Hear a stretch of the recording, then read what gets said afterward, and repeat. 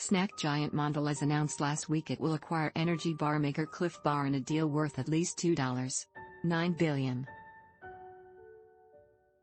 The sale of the Emeryville, California-based company, founded by entrepreneur and sports fanatic Gary Erickson back in 1992, marks a landmark moment that will make not only its majority owners rich, but also some of its employees. Forbes previously estimated that Erickson, aged 64, and his wife Kit Crawford, 63, who own at least 80% of the business they ran as co-CEOs for many years, would walk away with $1.53 billion, after taxes, bringing their collective net worth to $1.6 billion. The remaining 20% was set aside for Clif Bar's employees when the company introduced an employee stock ownership plan, ESOP, in 2010 as a retirement benefit. That ownership stake should set employees up for a $580 million, pre-tax, payday.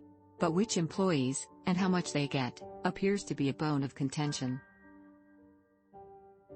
According to a half-dozen longtime employees, most of whom had either been laid off or quit during the past 2 years following a restructuring of the company, many were upset by the news. The timing meant that many who had been forced out or left in 2021, including some of its longest-serving employees, had lost out on hundreds of thousands of dollars. Despite plenty of warning signs, including a new CEO and consulting firm being hired in 2020 and subsequent layoffs, these former employees say they were surprised by the deal and that they expected the company to remain family-owned for the foreseeable future.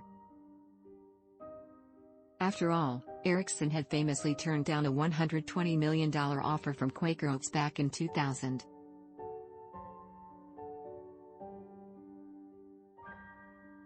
Plus the owners had reassured staff it was not for sale in late 2020.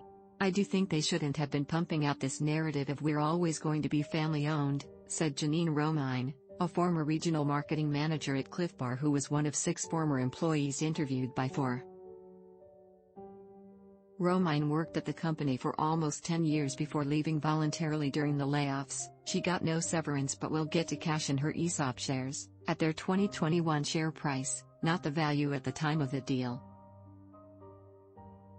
Because she signed a non-disclosure agreement, she won't say how much she got, but it's likely less than she would have received had she stayed. They should have been more transparent to those of us who built that company and worked so hard for so long to support what we thought was that mission. Clif Bar declined to respond to specific questions from Forbes about the sale and the expected payout to its workers, citing the privacy of our employees.